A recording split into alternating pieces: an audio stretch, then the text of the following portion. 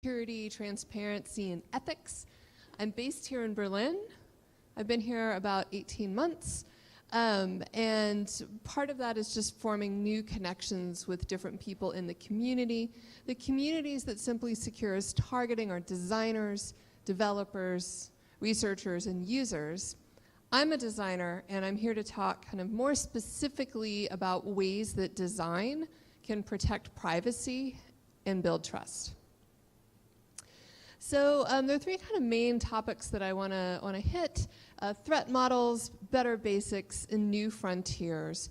Looking with a user experience lens, a UX lens, at challenges of security, privacy, and trust. So who you're worried about having your data depends on your threat model. So up here are kind of four general characters that people are concerned about getting unauthorized access to their data. Hackers, many people here in this room may identify as hackers and you know, have more of a white hat mentality, but when you look at things like WannaCry, when you look at ransomware, there's a lot of shorthand just in popular speech around like, oh, the hackers from the unfavorable country of the moment are going to you know, get my stuff and make me pay to get it back. So governments and companies is pretty straightforward. I think which of those two you're more concerned about probably is influenced on your geography and on your demographics. I spent 20 years of my career in Silicon Valley, living and working in San Francisco, and kind of came up through a culture that was very strongly positive about companies and pretty skeptical or hostile to the government. And it's been very interesting for me to come to a European context or a Berlin context where there's generally high trust and respect for the government and hostility or skepticism for companies. But it's not as simple as an either or. I want to explicitly make space for stalkers and talk about intimate partner violence. I think that's true. Financial control is definitely a vector of abuse. So people who are thinking about financial privacy, it is naive and unrealistic to think that everyone within the confines of their own home or dwelling actually has safety. So there are implications for meeting the needs of that audience as well. So looping back to this connection or contradiction between the government and hackers, looking with a US lens, I mentioned a bit of my kind of personal experience in coming out of the US.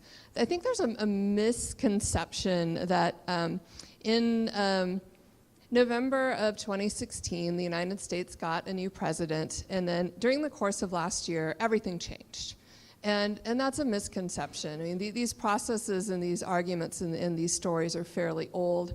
And as one clear example, this is something from, looks like a BuzzFeed News, and this is about Twitter and national security letters back in 2014, where during the Obama administration, Twitter was taking a stance about pushing back against what they saw as governmental overreach. So nowadays, I think some of the US climate is definitely thinking more about tech companies as a possible force that could stand against the United States government. And specific kind of arenas for thinking about this are you know, people that reside in Europe are now being asked to, or other parts of the world too, not just Europe, are being asked to hand over social media information in order to be able to enter the United States as part of what's being called extreme vetting of visitors. And the Immigration Customs Enforcement is also a police force. So there are currently 20,000-ish people who work as ICE border control agents, and that number is expected to grow significantly over the course of this year. And the Trump administration has been very clear about giving more discretion and autonomy to this police force in the field in terms of the methods they use and how they do their work. But the reality today is that in the United States, there's a police force affiliated with customs that goes around arresting people. And digital media and our digital footprints are one input that they are using. So last year, I did some field work in San Francisco, and I was looking at shopping apps, money-saving apps, and the kinds of things that you might have on your smartphone that are ways that you have your loyalty card for Starbucks, for example. And one of the really interesting quotes that stuck with me was this interview with this guy who had a completely unambiguously Muslim name. Like, think something like, Muhammad Islam. And just, he was, in the context of talking about shopping, retail, marketing, and databases, was talking about ways in which his name is this completely big red flashing sign about his identity, and in ways that he's expected to answer and justify. And despite his concerns about anything from discrimination to actual harm, he really felt that he had no choice but to use these services. And these services that he had no choice were not what someone might consider lower down the technology stack, like email or Wi-Fi. They were literally things like the Starbucks coffee app. And he had a very kind of well-articulated set of reasons, as all these people did, around why these pieces of commercial transactions were necessary. And in Berlin, cash is still very popular. It's an ongoing source of frustration for me that the money machine near my house only dispenses 50-euro notes, which none of the shops are in the radius of that are willing to take before a certain time of day. And it's just this kind of extra thing that needs to be managed. And in San Francisco right now, cash is not so popular. And many of the people who patronized shops, such as Starbucks, felt that using apps was more ethical. And the reason that they felt that that was more ethical is that there's no way to tip if you only just pay or touch with a card. The only way that you have to give kind of extra discretionary service money to the baristas at Starbucks or to these other people was through the apps. So these were socially minded people that are doubling down and increasing their investment in these proprietary apps in the name of social good and equality. So that's not a story that's true around the globe, but I'll just say that again because it's kind of counterintuitive. In San Francisco, I encountered people that believed they had no choice but to use things like the Starbucks app because they believe in social equality. So that was a little bit about the threat models that you're concerned about: governments, intimate partners, companies, or hackers. I'm going to talk a little bit about what some better basics are that we could do as a community to better protect people's privacy. So I don't read Chinese, and these images are getting dated. If you're into WeChat, this probably seems very like, I don't even know, 2005. It's a graphic from Dan Grover, who used to work for WeChat in China. So I call this kind of locks of the Chinese internet. And the point here is, beyond usability, there needs to be real meaning here. And it's very easy to sit in Berlin and scoff and say, like, well, what do these locks even mean? If all network traffic is being intercepted in red, this is just this lock is meaningless. And that is a fair point. As a UX designer, I can make a lock. I can have a GIF with two states, and one state is open, and then you click on it, click, and then the lock is closed. And the only thing that happened, the only change in that system, was I substituted one image for another image with no technical change behind it. And there were really poor ways to understand what's actually happening and when iconography is meaningful and when it is not. So the Chrome team has done a bunch of work at looking at iconography, icons, warnings, how to let people know that HTTP is unsafe or less safe than HTTPS. And they are working very hard with their extensive grasp of how many kind of touch points Chrome has in the world to normalize a bit of a language and communicate risk or the lack of safety. But there's absolutely no agreed upon language for how this should work, and there's no real consensus about what a lock icon means. So the answer is, if you're developing a system, is not download a lock icon and stick it somewhere in your app or product or website. The answer is to think, particularly in the context of GDPR changes coming up, about how to meaningfully communicate what your app, what your product is doing. So this is one example that I think shows a way forward. This is in the context of text messaging. So these are screenshots taken from an iPhone. And using this very limited visual vocabulary, you get information about how a multiplayer system works. On the iPhone, other iPhones give you blue bubbles, and people that are not on an iPhone, probably Android, give you green bubbles. So if all I have is your phone number and I send you a message from my iPhone, I already know something about you, whether or not you're also using an iPhone. And then a second kind of piece of this is using only just a couple of characters here. Read in a time, delivered in a time. I'm able to understand that all around the world. It doesn't matter what country you're in. It doesn't matter what cell carrier you have. It doesn't matter if you're on Wi-Fi. I can start to get these kinds of information around read receipts. And that actually starts to shape behavior in interesting ways. The screen on the right is from WhatsApp. And one thing that WhatsApp does is groups can use a convention that show check marks for read receipts. And those pile up on the right side. Here's a message from my new phone, and there are 2 check marks indicating 2 parties have read it. Now that check mark is a powerful motivator for behavior change. What do I mean by that?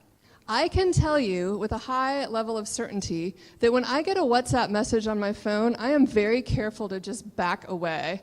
And the reason is I don't want that check next to my name. Because once that check is next to my name, I'm being rude by not responding quicker. But until that check shows up, I have plenty of plausible deniability, and I'm free to kind of just proceed apace. And that simple, just few pixels of that check mark is actually a really kind of nice metaphor that we can think about extending to other kinds of domains. Multi-party, multiplayer ways to give some transparency into a system that's actually pretty complicated. So I'm going to talk a little bit about phishing. Phishing is a security basic, and I think that the role of UX design in fighting phishing should just get more attention. So I'm going to talk about this from a UX point of view and a product design point of view. So phishing is attempting to obtain sensitive information, usernames, password, credit card details, by masquerading as something trustworthy. A lot of the language that we use to talk about phishing is very loaded, and there's lots of power differentials. People talk about scams run from some kind of the world, or make fun of the people that are crafting these email messages for their shaky grasp of English or strange language choices. And I want to kind of go to a more technical piece of this. So I don't know if we've got any product managers here. This is an example of how another kind of non-technical discipline, in this case content strategy, actually plays a pretty significant role in protecting people from harm. So I made up a fictional Berlin-based company called Berlin Streetwear. Silicon LA is, I don't know, a concept, a place, a startup language for talking about Berlin. So the URLs that you see at the top, berlinstreetwear.siliconla.com, and the one underneath it are very similar. But the one on the bottom is intended to be a spoof with an extra L. So Silicon LA with the third L.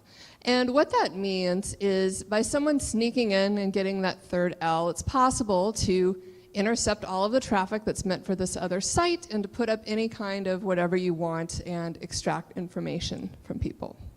And In the spirit of financial transactions, let's imagine another third-party site called EasyPay.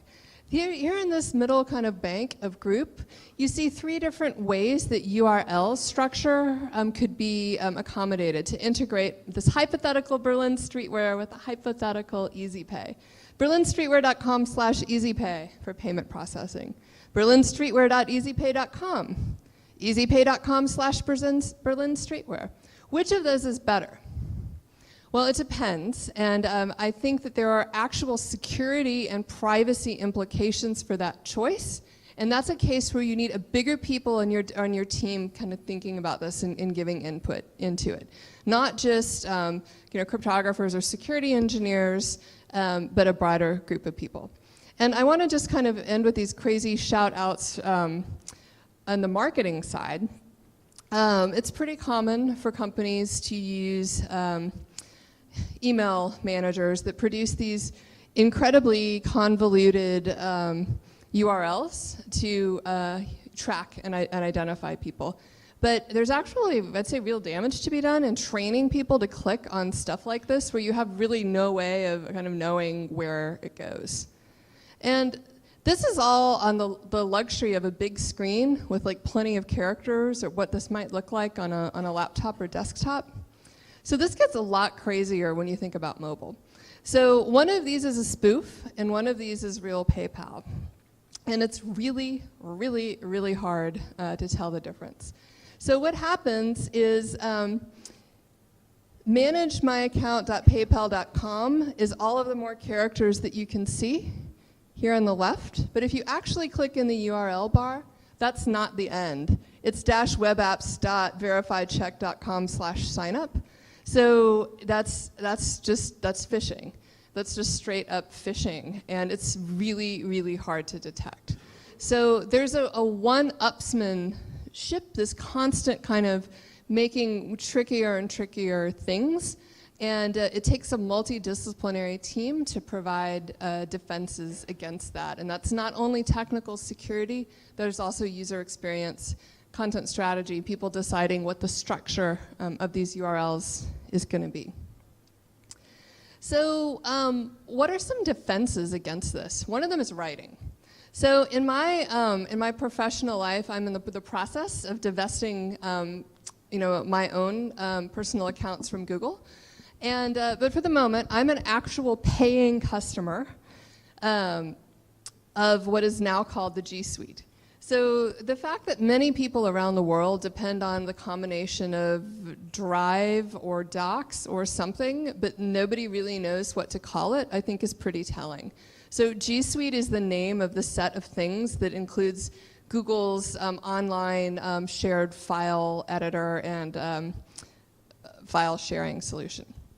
So I get these super chipper marketing messages, and this nice fresh blue and white looks very kind of Apple-like. Boost team productivity with G Suite Business, admin features, protection. And that makes it just sound like kind of a generic business product. But the way in which I actually interact with this thing is in the browser. And one of the ways that I've segregated my life is I have a browser of the Chrome browser in addition to other browsers, and I'm keeping all of my kind of Google universe inside Chrome. So inside Chrome is how I think of finding these G Suite products, where I think Google Drive lives and where I think that Google Docs live. But inside Chrome, if you get an error, the errors look like this.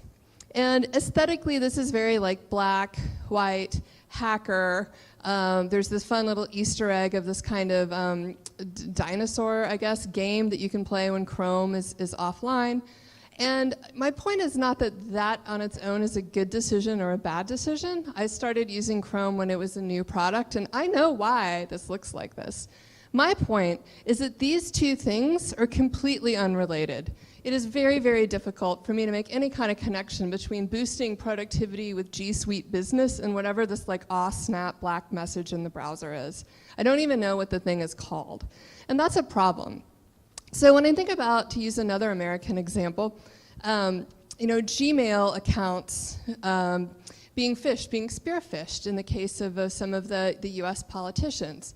Google is kind of training people to just click on random things because there's no consistent written style guide for how they communicate. I don't know how G Suite is supposed to sound and how to look. And that makes it very difficult for me to determine if a link legitimately comes from them or not. So a second kind of defense against phishing is a visual style guide. And one of the clearest ways to see this, I think, is at the top with the start green. So that black icon of the outline of the phone and the cup with the green circle, many people around the world know that that cup has coffee in it because that is the symbol for Starbucks. And Starbucks has been amazingly successful all around the world, on multiple continents, actually getting the right dye on the right paper, no matter who the supplier is, to really own that particular grain, the Pantone. And that means that with that level of brand recognition and visibility, I have a high level of confidence of whether or not something is actually Starbucks or not. It's easier for me as a consumer to figure out if this is like a fake knockoff or something of Starbucks. And here at the bottom with these colors, you see some of Simply Secure's style guide. And using that with actual either hex code or the RGB colors, I think matters, because once you start getting into just, use the eyedropper or kind of eyeball it, it becomes increasingly easy to click on anything that looks sort of legitimate. So written style guides and visual style guides are a defense against phishing. Along with content strategy, that's part of how you can stay safe. So these better basics like URLs, style guides, this is well understood stuff. I'm going to spend a few minutes to talk about how some of this is playing out in some new frontiers. So San Francisco, my city, has a microphone array over it that listens for gunshots. And that's there all the time. It's owned by a private company called ShotSpotter. And the ShotSpotter kind of website says that when they hear gunshots, they notify the police.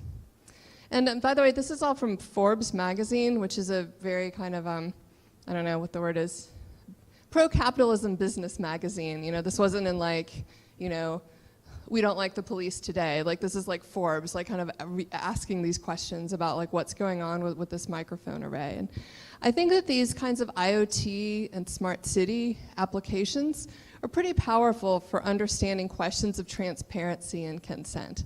So if I'm a person in San Francisco, I have no way of knowing that there are microphone arrays listening for what they say are gunshots, and what they're actually doing is sending recorded information to the police. And this is done by a private company who's beholden to who? Shareholders? There's no real information about this. So we still have kind of bits of this antiquated infrastructure. Like frequently in Berlin, you'll see like these signs that say, you were being video recorded. But I don't know how you address this at this scale. So what is the equivalent of the check mark and the red receipt for questions like this? It's a really important pressing problem to give some transparency into these systems, because currently there is none, and it's a little nuts that companies are recording audio and sending it to the police in the name of crime prevention. So this is an example from some fieldwork I did in New York that specifically I learned about the existence of this DD Perks app. So DD Perks is the Dunkin' Donuts loyalty program, and it lets you get discounted coffee. So much like, say, 10 years ago, businesses might give you a card that they would stamp or punch out, and after you bought 10, you would get one back. Well, looking at the DD Perks app, there are actually some pretty shockingly detailed features in it in terms of ways it builds a social graph. So in the US, it asks for your location all the time. Of course, they want to know when you're near donuts. They also ask for all of your address book and your contacts, and they ask for everyone you know's birthday. And I don't think that the design team that worked on this are diabolical, evil geniuses. I think that they probably started with some pretty mundane stories like, you know, it's a cold, snowy day, and you can see that it's like -20 in Chicago. So wouldn't it be nice if I could tell someone, hey, there's a hot cup of coffee waiting for you at this place, or on your birthday, you get a free cup of coffee no matter where you are. But the way in which this works is we're handing over incredibly detailed personal data to the Dunkin' Donutses of the world. So to loop back to the guy that I interviewed in San Francisco about these loyalty programs, when your name is visibly Muslim, just when you have no kind of freedom to hide in the sense of having a billing address, in the sense of having your name in these things. We've entrusted the Dunkin' Donutses of the world with some pretty personal data. And that's not always the corporation that people think of when we say, hey, what are the corporations doing? So here in Germany, this is the German app permissions. These are much lighter, less aggressive app permissions than the US version, but it's still, pretty surprising. So of course Dunkin' Donuts wants your location. They want to read the contents of your USB. They want to delete the contents of your storage. They want to view your Wi-Fi connections, prevent the device from sleeping. I think that as more people are dependent on their phones for things like transportation, using, for example, services like Lyft or Uber, the risk of a bad actor just draining someone's battery and leaving them physically stranded and vulnerable is a threat I am not hearing discussed very much, but I think it's definitely a possibility. And looping back to the microphone case, Alexa is Amazon's voice-based assistant. And people have very strong feelings about whether or not there's any possible benefit to including this kind of you buy a corporate surveillance device and put it in your home.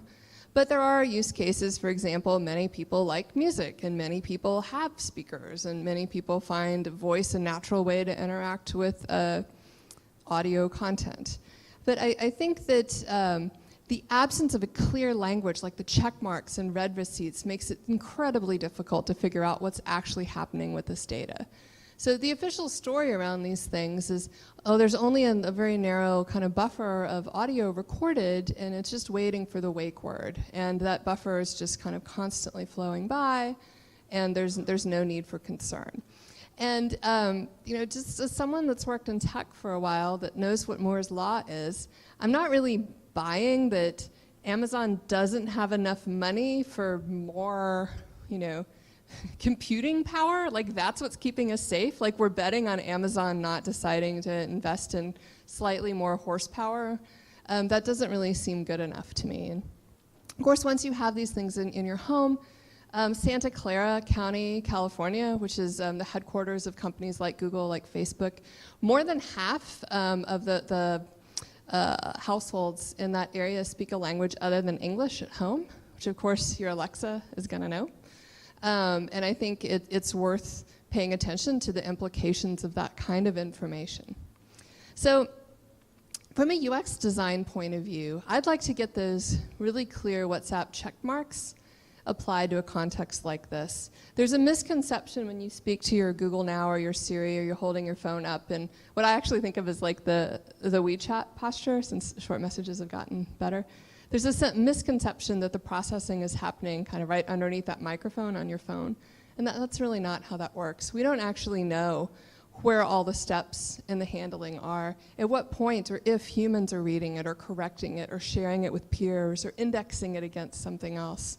And I'm very interested in addressing some of those design challenges.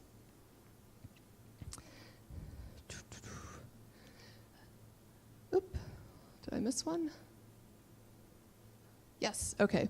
So I used a super commercial example of an Amazon Alexa. And I get a kind of perverse thrill from following the internet of shit on Twitter. But I want to be very clear that it is not appropriate for us to think about this as only an individual consumer risk. And It's not good enough to be all high and mighty and be like, well, if you buy an internet-connected tea kettle, then you're a dummy and you deserve what happens to you. Because that's not how the open internet works. And we have seen from things like the Murray botnet that these kinds of vulnerabilities can take the sections of the open internet offline. If you like voting, for example, this is your problem. If you are like hardcore entrepreneur and like your mission in life is to get your company up on Product Hunt, and the day comes and you're on Product Hunt, and then, oh rats, you've been DDoSed by a botnet, then you're not gonna get a do-over. You're not gonna get a chance to get that kind of visibility. There's any piece, if you enjoy writing from independent journalists, if you enjoy getting information about how your city works, it's up to us collectively to address these problems. And that means starting to think about some of these hard challenges, like why is it in the production cycle that it's no one's job to make firmware that can be upgraded? Because every month, tens of thousands or hundreds of thousands, I don't even know the latest statistics of the stuff is being shipped out into the world. And they're going into homes and offices and businesses. It's just gonna sit until there's some kind of vulnerability discovered. And we are all at risk. It's not good enough to be like, you shouldn't have bought that toaster. Someone else is, and we need to work together to do a better job. Okay, so that was threat models, better basics, and new frontiers. Just to review, there are many different kinds of threat models: hackers, governments, companies, and stalkers. Which one of those you're worried about depends, and you can design to address those challenges differently. In terms of how to defend against phishing, defend against some of those actors, two things that you can think about are writing style guides and visual design style guides. That means including UX designers and people that might not necessarily have technical security skills. And app permissions continue to surprise people, and it's worth asking some hard questions about how to do a better job there. So I will end with a quick commercial.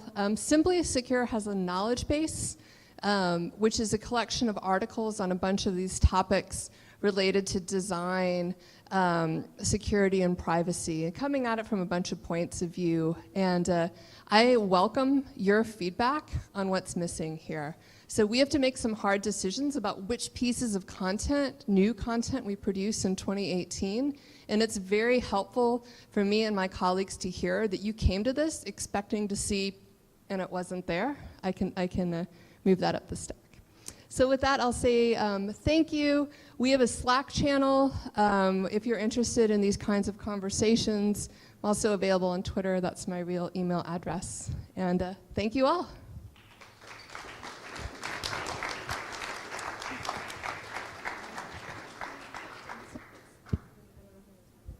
Okay, so we are running a few minutes behind. We started lunch behind. I'm here all day.